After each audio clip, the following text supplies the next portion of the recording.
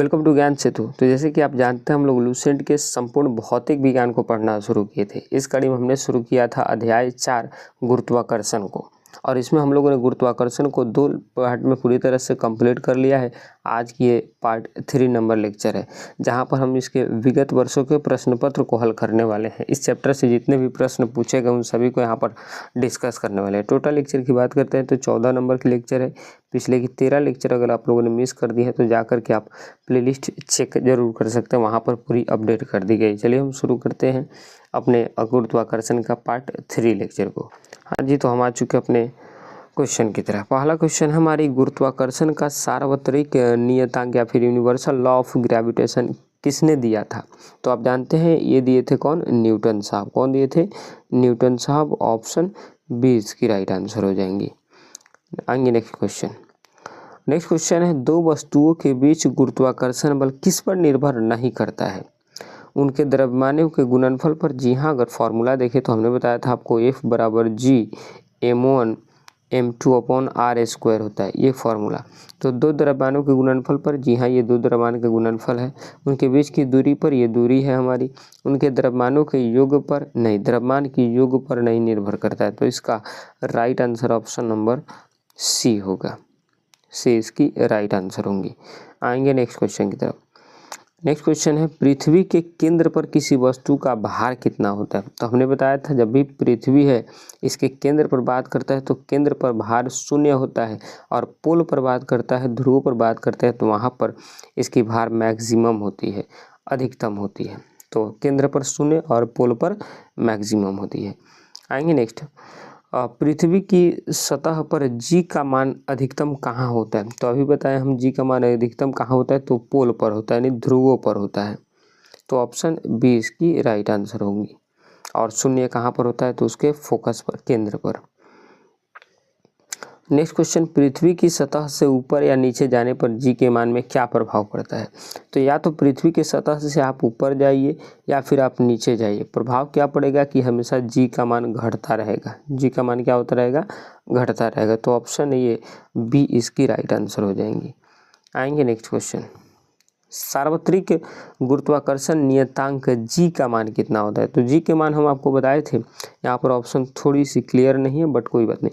जी का मान हमने बताया था 6.67 इंटू 10⁻⁻11 न्यूटन मीटर स्क्वायर प्रति केजी स्क्वायर होता है। न्यूटन मीटर स्क्वायर प्रति केजी स्क्वायर, यही आपको हम बताए थे कि इसका सार्वत्रिक गुरुत्वाकर्षण नियतांक जी का मान ये होता है। तो इसका राइट आंसर ऑप्शन तो क्लियर नहीं है बट कोई नहीं, यहाँ पर आपको लिख दिए हैं। और नेक्स्ट क्वेश्चन है, ग्रहों की गति संबंधी नियम किसने दिया था? तो आप जानते हैं ग्रहों की गति संबंधी नियम दिए थे केपलर साहब। पहला नियम में इन्होंने क्या बताया था कि पूरी पृथ्वी जो है एक इलिप्टिकल पाथ में घूमती रहती है, और सूर्य जो है वो किसमें निहित होता है? उसके फोकस पर।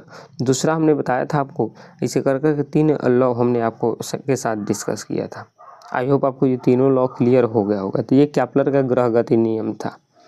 तो नेक्स्ट क्वेश्चन है, पृथ्वी के लिए प्लायन वेग कितना होता है? तो प्लायन वेग के बारे में हमने बताया था कि एक ऐसी वेलोसिटी जिसके तहत किसी वस्तु को अगर फेंकने पर वह पृथ्वी के गुरुत्वाकर्षण के बाहर चल जाए और दोबारा कभी लौट कर ना आए।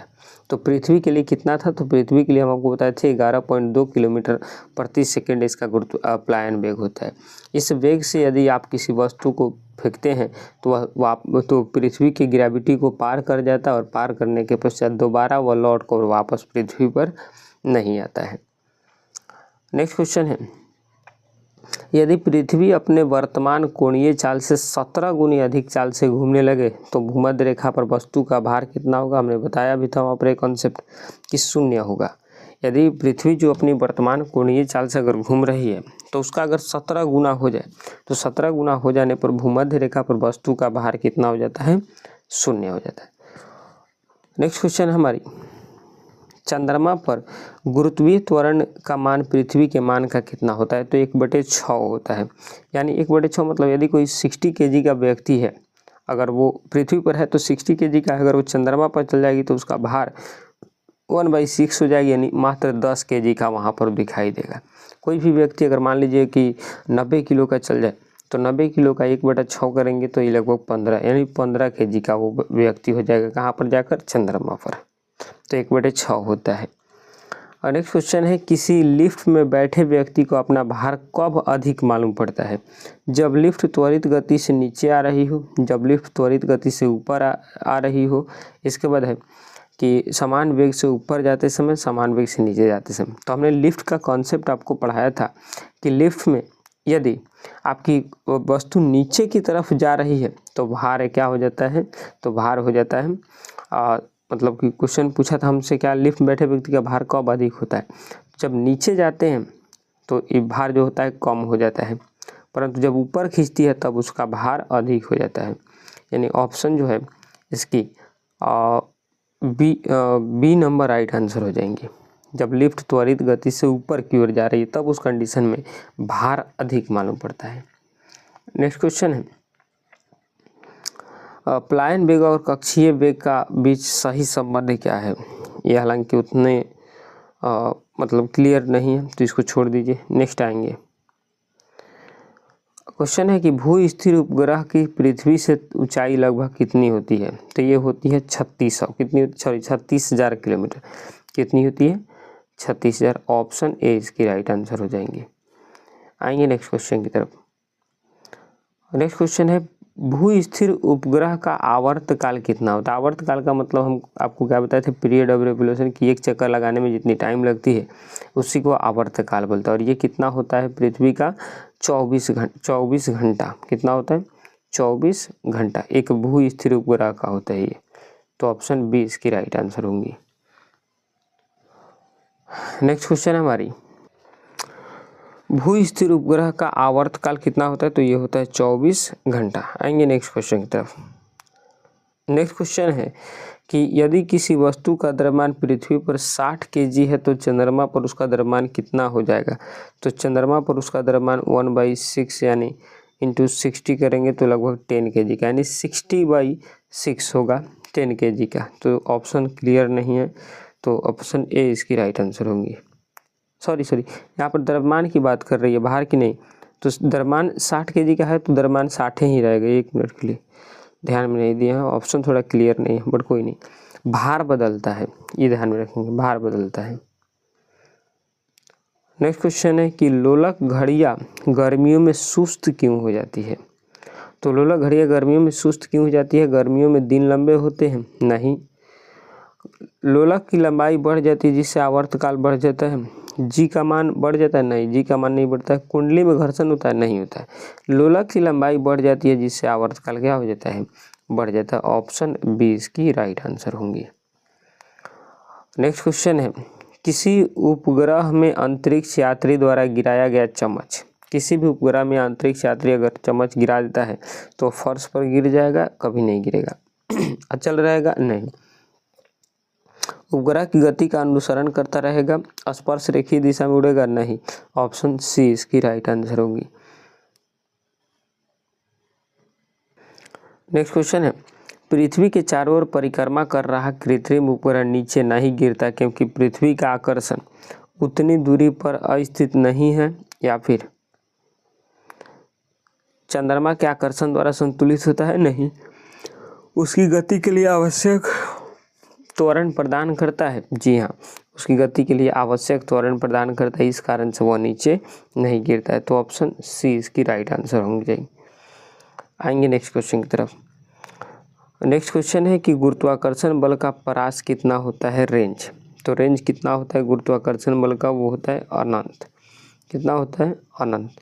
ऑप्शन सी इसकी राइट आंसर होंगी। नेक्स्ट क्वेश्चन है, पृथ्वी तल से किस वेग से प्रक्षेपित करने पर कोई रॉकेट पृथ्वी के गुरुत्वाकर्षण को पार करके अंतरिक्ष में चला जाएगा?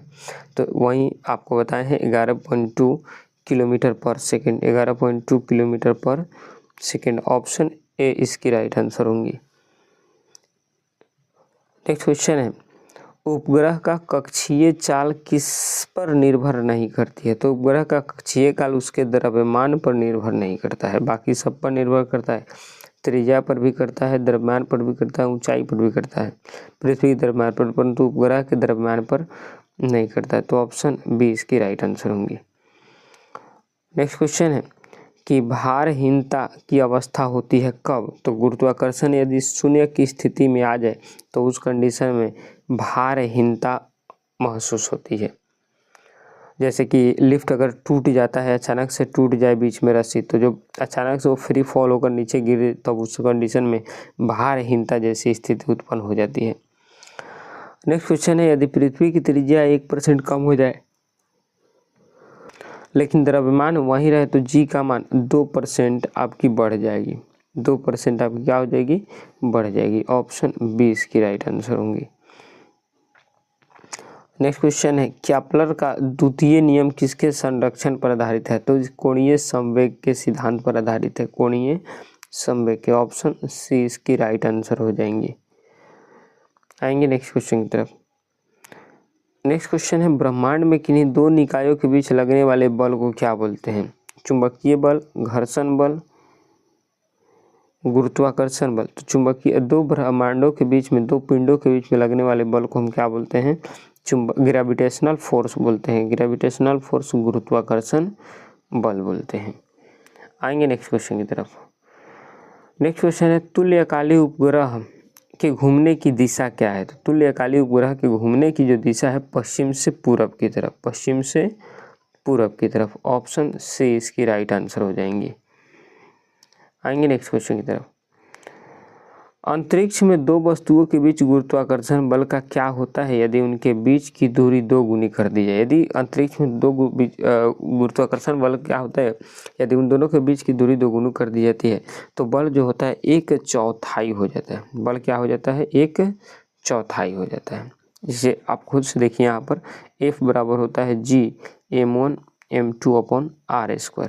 अब उनके बोल रहे हैं दूरी को 2 गुना करेंगे, तो इसको अगर 2 गुना करेंगे तो 2r² को अगर पूरे तरह से स्क्वायर करेंगे तो 4r² होगा। अब 1/4 यानी 1/4 ये हो जाएगी। नेक्स्ट है 28 नंबर क्वेश्चन, समुद्र में ज्वार भाटा आने का मुख्य कारण क्या है?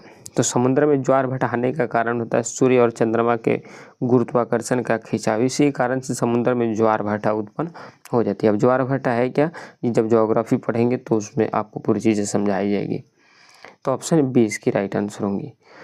नेक्स्ट क्वेश्चन है कि एक वस्तु का पृथ्वी पर भार 600 kg है तो चंद्रमा पर इसका क्या हो जाएगा? तो 600 kg है, चंद्रमा पर 1/6 हो जाएगा यानी 100 kg हो जाएगा। तो ऑप्शन हो जाएगा आपकी B 100 newton. B option 100 newton हो जाएगी। नेक्स्ट क्वेश्चन है, हाँ उसमें हम बताएं कि भार में चेंज होता है, द्रव्यमान में कोई चेंज नहीं होता। तो भार, इसलिए भार का वहाँ पर यूनिट क्या दिखाया गया था? न्यूटन आपको। और नेक्स्ट क्वेश्चन आज की लास्ट क्वेश्चन इस चैप्टर की, गुरुत्वाकर्षण बल किस श्रेणी का बल है? सबसे शक्तिशाली बल है, सबसे क्षीण प्राकृतिक बल है, मध्यम बल है या फिर केवल ठोस वस्तुओं के लिए है? तो सबसे क्षीण प्राकृतिक बल है, सबसे वीकेस्ट प्राकृतिक बल है ये। तो ऑप्शन बी इसका राइट आंसर हो जाएंगे। मेरा आपसे क्वेश्चन है कि जो सबसे हाई लेवल का फोर्स कौन होता है, इसका आंसर आप मेरे को कमेंट बॉक्स में देंगे कि सबसे हाई लेवल का फोर्स कौन होता है। तो आई होप आपको ये चैप्टर पूरी तरह से कंप्लीट हो गई। कल हम अगला चैप्टर शुरू करेंगे। यदि आप चैनल पर नए हैं तो चैनल को सब्सक्राइब जरूर करें। मिलते हैं नेक्स्ट वीडियो में, तब तक के लिए जय हिंद जय भारत।